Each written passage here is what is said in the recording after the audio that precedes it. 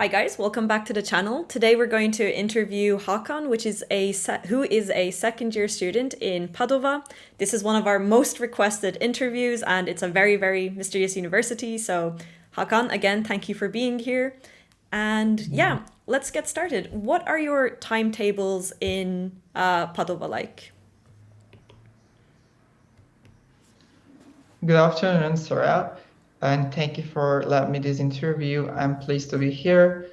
I'm second year student of medicine at Padova University, and generally for 2 years, our time schedule is starting from every 5 day at week at 8 in the morning until half 12 afternoon. And we basically have half of the day off. So we can study and um, have free time. I think it's a good advantage compared to other Italian medical schools because as I talked with my friends in Napoli and maybe Turin, they usually have a full day of studying and they get so tired after school. And in Padua, it's not the case. And also, it's a great thing that we have the building which we see the lessons in exact city center location. So everything is super close to each other, the stores, school, housing, and half day off. So it's great. Okay, so from 8 in the morning till like 12:30 in the evening.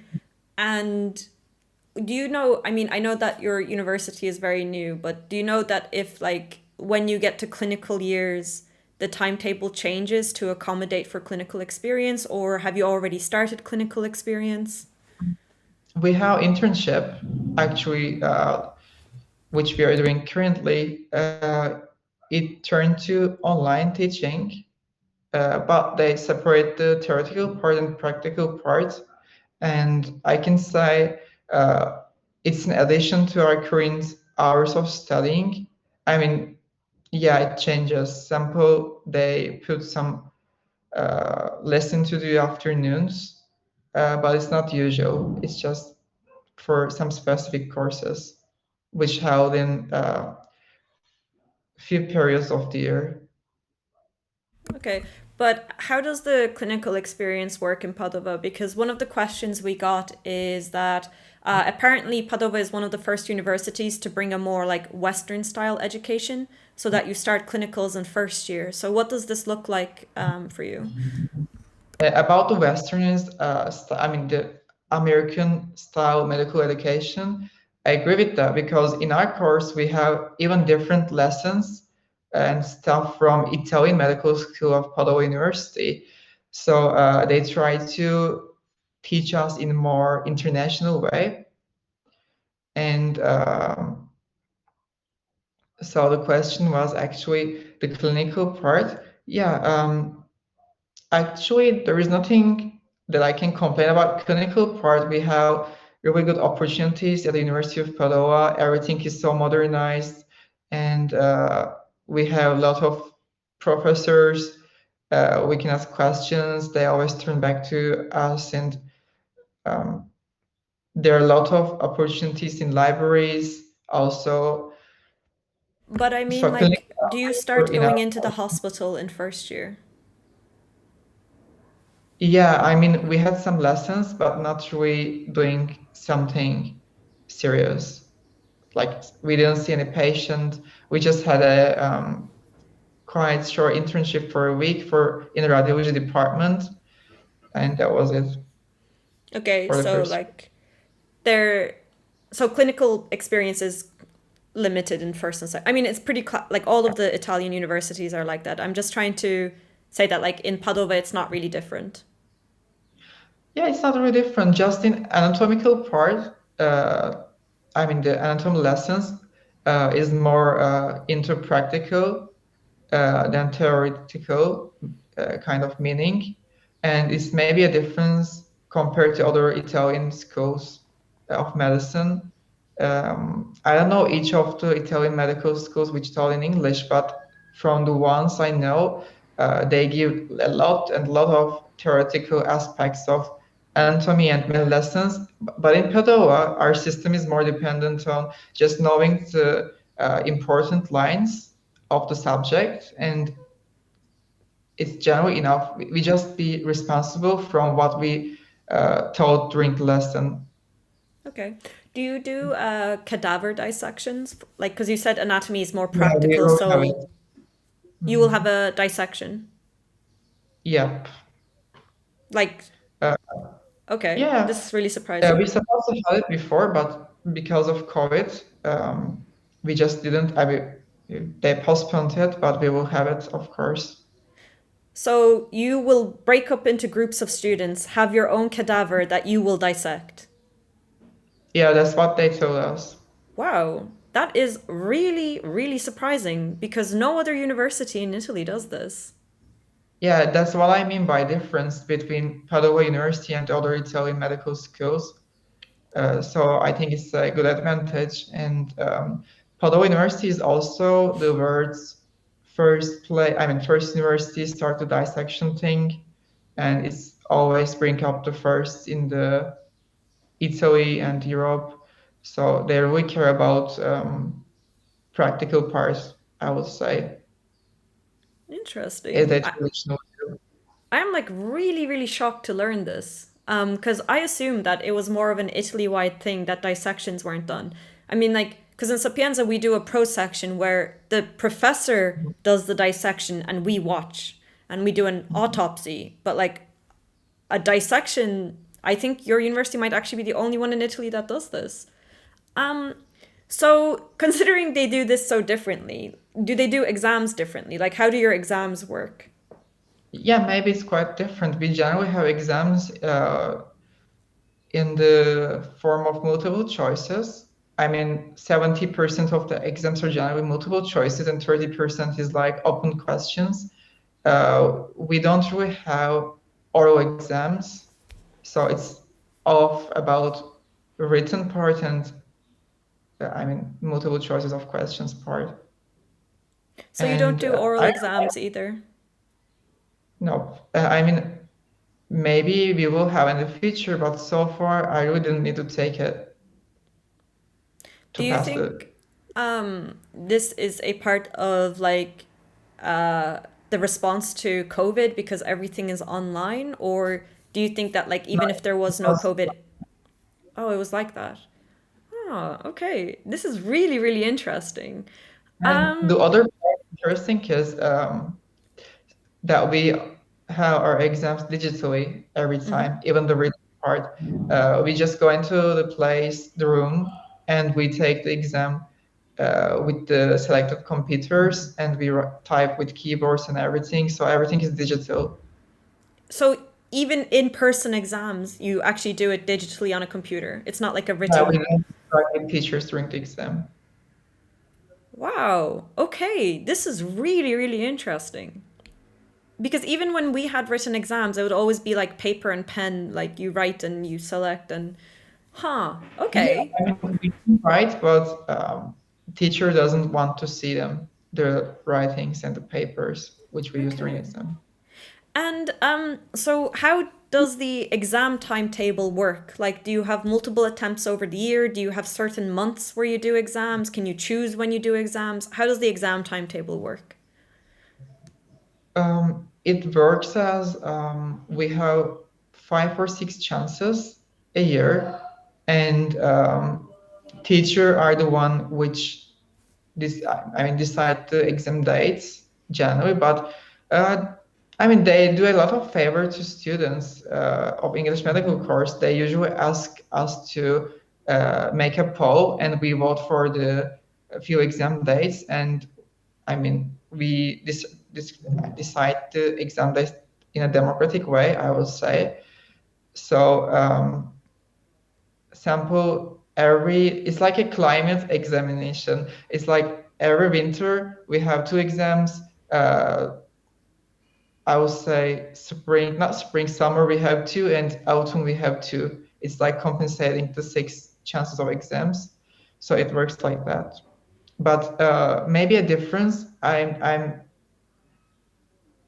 not sure it's the advantage or disadvantage, but we are not the one individually decide our exam date. Okay. That's again really really interesting. So you have like two in February, two in June, two in July, and two in September. Yeah, I pretty like that. Okay. Okay. Yeah, that's how it is for us. And what about like your lecture timetables? Like you start in October till December or March till June? Like how what are your blocks of classes and blocks of holidays? Mhm. We start the year from October, I think 1st of October, until end of June, and it will be continued as this, as I know. And we have 3 months of break until the end of September. So, what was the question exactly? No, just I like just got. kind of like okay, like for example in Sapienza it's like October 1st till December lectures. Then February only exams, then March till end of May lectures and then June and July exams. So Yeah. how is your year structured? Okay. Like We don't have precisely planned exam and lesson time separation. So we just stop when we just finish the course. And from that time, we generally have the exams on January and February. And on January, uh, we had been doing lessons so far, and even we have exams. But in February, we just generally just only have exams. So um, we don't have really separation of exams and lessons. We do it together. wow. Again, this is so different than how it usually is in the other universities because usually you can't have exams when there are lectures going on. So yeah, I feel like Padova's course is incredibly different. Do Yeah, you hmm? yeah, I think so. I agree with you in that. And do you have any idea like what the average tuition is for international students? Like how much are the yearly fees? Is there like reductions? Are there scholarships? We belong to Veneto region in Italy, and they are really, I think, good at student benefits. And I didn't have any problem because I'm a scholarship student, and I always get I mean, the amount at the time and um, the exact money which they told. So many students had a scholarship in Padova University, I can say. And if you don't have a scholarship, though, the maximum amount per year would be 2,000, as I know, even less maybe. And I mean, I don't pay anything personally, and I get some amount of money per year. And yeah, I can say there are a lot of benefits. And also And during the COVID oh, time, the Veneto region and Padova University offered us free internet and other discounts from, I don't know, kind of services. So yeah, Are that's like these that. are these scholarships from Veneto region, they're income based or are they also like merit based so your grades are very important? We have two type of scholarship. One comes from the average of your grades. I mean, if you are the one of the successful one, you can get it.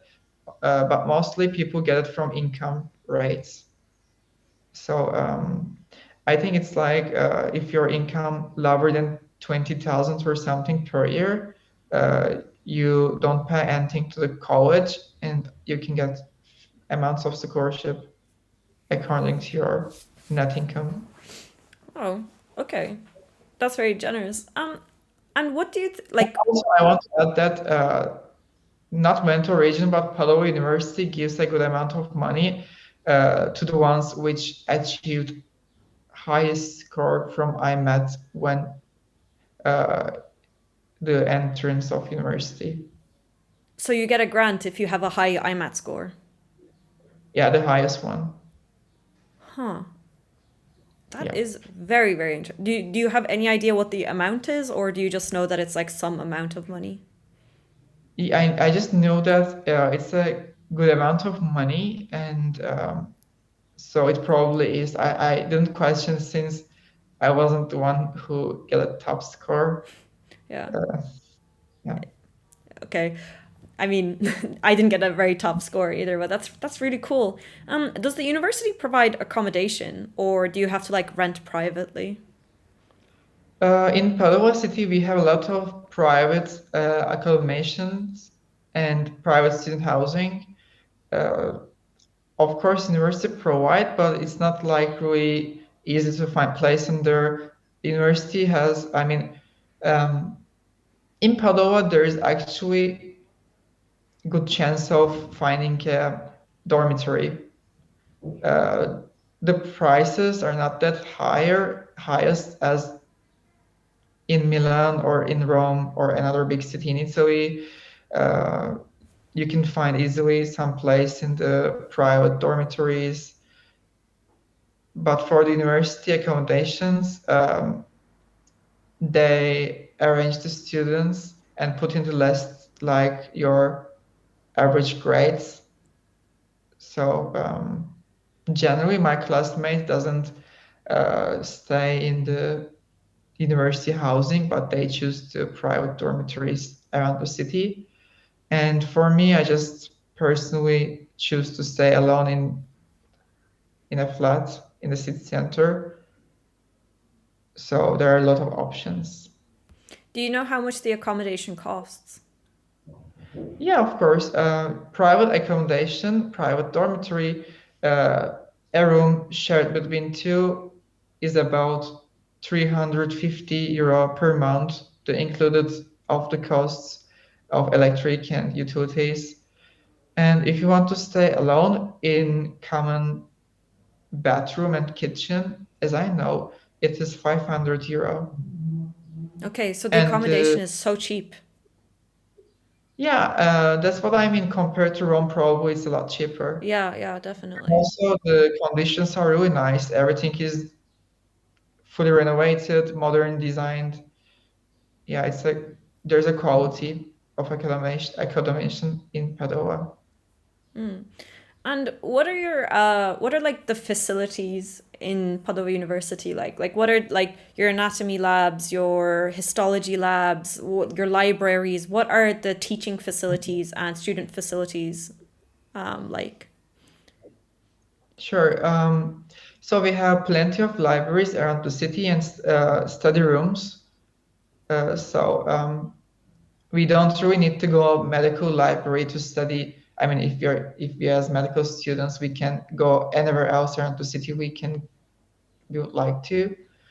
And there are always a near library in Padova too.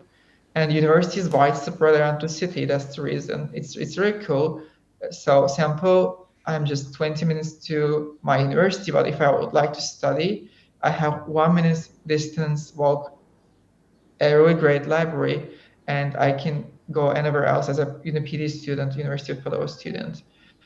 And other facilities like labs, we have a really modernized lab inside the city center, and we took our histology labs there.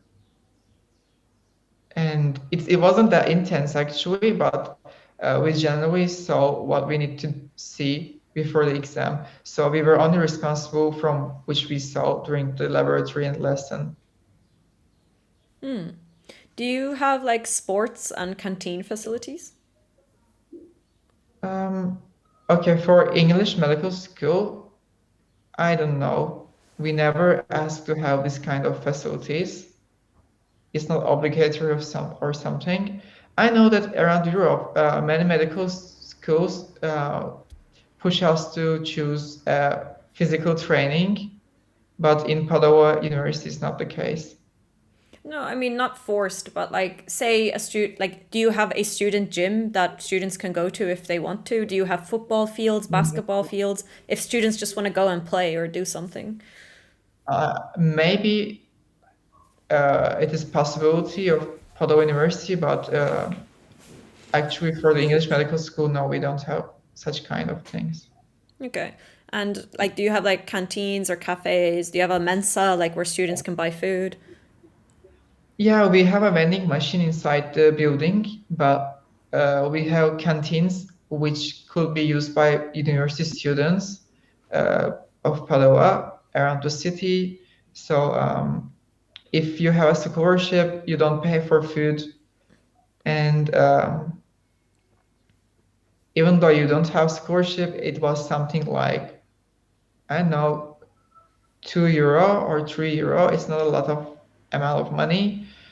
So the food is nice there too, but only negative aspect I could say is generally those places are too crowded. Okay, they're crowded. Yeah, I mean, Yeah. it makes sense with a canteen. What about like your class size? Like what are your classmates like? Do you guys get along? Are you too many? Are you like do you collaborate? Do you share notes and information? How would you describe like the Padova class dynamics? Luckily, we never have kind of conflicts in our class. We're just around 60 uh, people, and I think 90% is from Italy, and most of them are locals of Veneto region.